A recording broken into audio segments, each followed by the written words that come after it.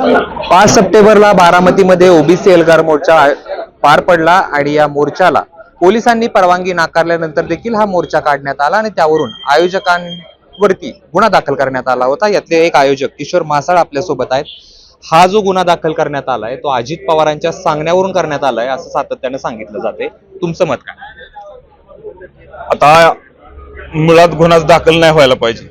सामाजिक प्रश्नामध्ये प्रत्येक पॉलिटिशियनने बरोबर कातडी बचाव कार्यक्रम करत असतात, पण यामध्ये गृह खातं हे देवेंद्र फडणवीसांकडे आहे हे आपल्याला समजतं।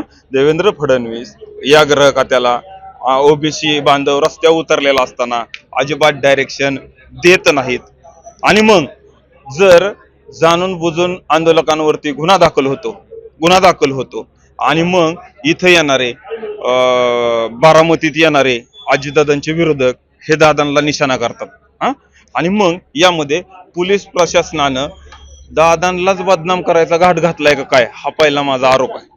बघा, बारामतीत विरोधकांना बोलायला संधी दिली जाते पोलिसांच्या चुकीच्या गुन्हा दाखल करण्याच्या पद्धतीमुळे। त्यामुळे दादांचा ह्यात आता त्या पोलिसांना मी तीच जाब विचारत होतो की तुम्हाला कुणी सांगितलं हे गुन्हा दाखल करायला? बाहेर आलं की विरोधक डायरेक्ट दादांची बदनामी करतात। विरोधक म्हणजे नाव कोणाचं घ्यायचं? थेट लक्ष्मण हाके देवेंद्र फडणवीसांकडे गृह खातं आहे म्हणजे देवेंद्र फडणवीसांचं नाव घेतलं पाहिजे, सरकारचं नाव घेतलं पाहिजे। सरकारमध्ये मग अजितदादा पण येतात, देवेंद्र फडणवीस बी येतात आणि एकनाथ शिंदे बी येतात, असंच आमचं म्हणणं आहे। आता नेमकं कुणाच्या सांगण्यावरून झालं असं तुम्हाला म्हणायचंय? गृह खातं कोण चालवतं? आणि देवेंद्र फडणवीस हमक्या माणूस आहे, महाराष्ट्राला माहित नाही का? आणि ते कोणालाही त्यांच्या खात्यात इंटरफिअर करून घेत नाही असाच मेसेज आहे। आम्ही काही लेवरतील नाही, पण देवेंद्र फडणवीसांनी ओबीसीला नागवलंय, नाचवलंय, त्यांच्या भावनांसह खेळल्या, डीएनए म्हणल्यात। बघा, डीएनए म्हणून मी तर नेहमी म्हणतो की त्यांनी आम्हाला लेकरू आम्ही ती जन्माला घातले ओबीसींनी आणि त्यांनी आम्हाला उचलून काकाला घेतलं आणि खाडकीने कांठाळात मारली, म्हणलं मुकातील, पण नाही, कांठाळात मारली।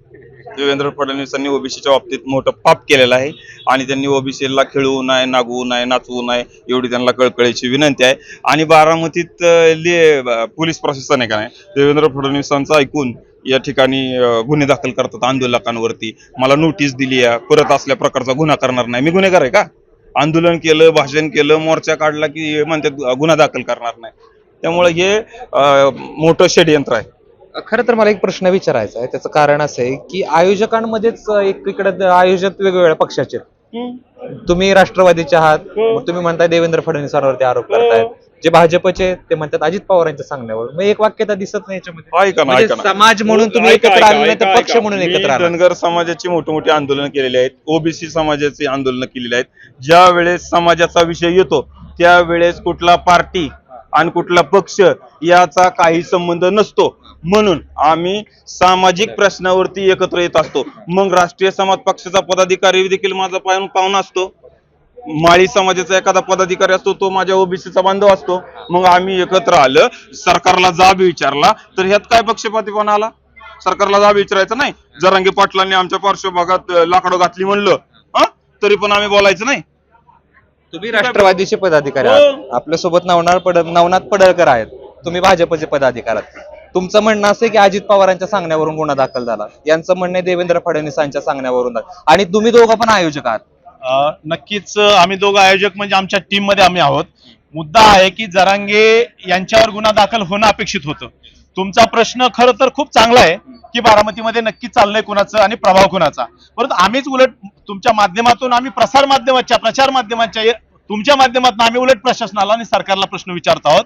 ज्या मनोज जरांगेवर गुन्हे दाखल करणं अपेक्षित होतं, बेकायदेशीर आंदोलन, माननीय उच्च न्यायालयाचा अवमान करून त्यांनी सांगून देखील बेकायदेशीर आंदोलन, बेकायदेशीर आरक्षणाच्या मागणीसाठी बेकायदेशीर पद्धतीने चालवणाऱ्या मनोज जरांगेला कायदेशीर आरक्षण देण्याची भाषा तुम्ही करत होता।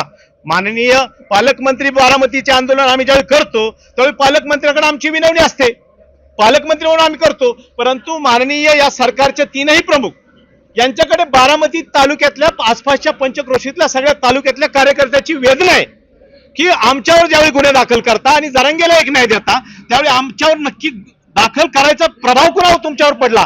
माननीय प्रशासनाचे, पोलीस प्रशासनाचे निरीक्षक असतील, डीवायएसपी, ऍडिशनल एसपी यांच्यावर दबाव कुणाचा आहे?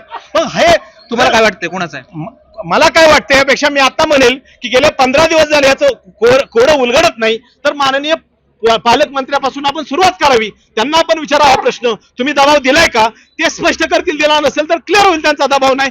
माननीय मुख्यमंत्र्याला विचारावं, पोलीस प्रशासनाच्या SP ला विचारावं. तुम्ही आम्हालाच प्रश्न विचारण्यापेक्षा हा त्यांना प्रश्न एकदा विचारा, ही आमची भावना आहे, ती आम्ही मांडतो. ते म्हणतात आमच्या नेत्याची बदनामी होती. नक्कीच कार्यकर्ता आहेत, प्रत्येक कार्यकर्त्याला वाटतंच की माझ्या नेत्यामध्ये त्याच्यामध्ये देवेंद्र फडणवीसांचा काही रोल नाही. नाही. एक लक्षात घ्या, तुम्ही याच्यामध्ये भांडण लावून देता काय? भांडणं लावून विचारतो मी प्रश्न, एक बेसिक लक्षात प्रश्न घ्या. आहेत, बेसिक प्रश्न आम्ही- आहेत. त्यांचे जे प्रश्न आहेत ते मी विचारतोय आणि आम्ही पडणारे प्रश्न आहेत. कार्यकर्ते या चळवळीचे कार्यकर्ते आहोत, लक्षात घ्या. चळवळ ही विचारावर चालते आणि एका विचाराने आम्ही एका समाजाच्या हितासाठी नवे तर गेलेलं ओबीसीचं आरक्षण रक्षण करण्यासाठी आणि जरांगेने शिव्या शाप दिल्यामुळे समाजाची गेलेली इब्रत टिकवण्यासाठी सरकारकडे इथे याचना करण्यासाठी आलेलो आहोत. आणि सर्वात मोठा गंभीर प्रश्न तो आहे की या जरांगेवर गुन्हे दाखल होणार का, महाराष्ट्रातलं प्रशासन हे कायद्यावर चालणार का, संविधानावर चालणार का, हे विचारण्यासाठी आम्ही हे आंदोलन केलं होतं. आज आमच्यावर गुन्हे दाखल केलेले होते, त्या गुन्ह्याच्या अनुषंगाने आज आम्हालाच उलट प्रश्न केलाय की इथून पुढे तुम्ही तुमचं व्यक्ती स्वातंत्र्य भारतीय संविधानाच्या कलम 19 नुसार आचार विचार संचार स्वातंत्र्य तुम्हाला नाही. इथून पुढच्या काळात अशा प्रकारचा जर गुन्हा कराल जो की बारामतीत संविधान सरकार तुमचं आहे आणि तुम्ही सरकारचे एक लक्षात नेते घ्या. आहेत आणि त्याच नेत्यांची ज्या कैफियत आहे, कुठलेही पोलीस यंत्रणा असेल किंवा कुठली यंत्रणा वरिष्ठांच्या आदेशाशिवाय चालत नाही, गेल्या काही वर्षापासूनचं वास्तव आहे. हा, मग इथल्या प्रशासन इथल्या पोलीस प्रशासनाला आपण विचारा ना, वरिष्ठांचा आदेश होता का त्यांना? आमच्या शेजारी त्यांना बोलवा, त्यांना विचारा की नक्की तुमच्यावर दबाव कोणाचा आहे. आमच्या कार्यकर्त्यांमध्ये भांडण लावून काय होणार नाही, कार्यकर्ता एकच होणार होता. कारण ही लढाई अस्तित्वाची लढाई आहे, ही लढाई नेत्याची नाही, ही लढाई अस्तित्वाची आहे, समाजाची आहे. पुढची दिशा कशी असणार? आंदोलनाची ठिणगी पडलेली आहे. त्या GR ची आम्ही टाराटारा GR स्टेजवरून फाडलेले आहेत. सरकारला तोंड द्यायला लागणार आहे. जे सरकार ओबीसीच्या DNA जन्माला आलंय त्याला आता आमचं लेकरू जरा खराब निघालेलं आहे, त्याला DNA अंदाज राहिलेला नाही, त्यामुळे आम्ही मतदान देणार नाही. ही फायनल ठरलेलं कुणाला मतदान नाही? सरकारला.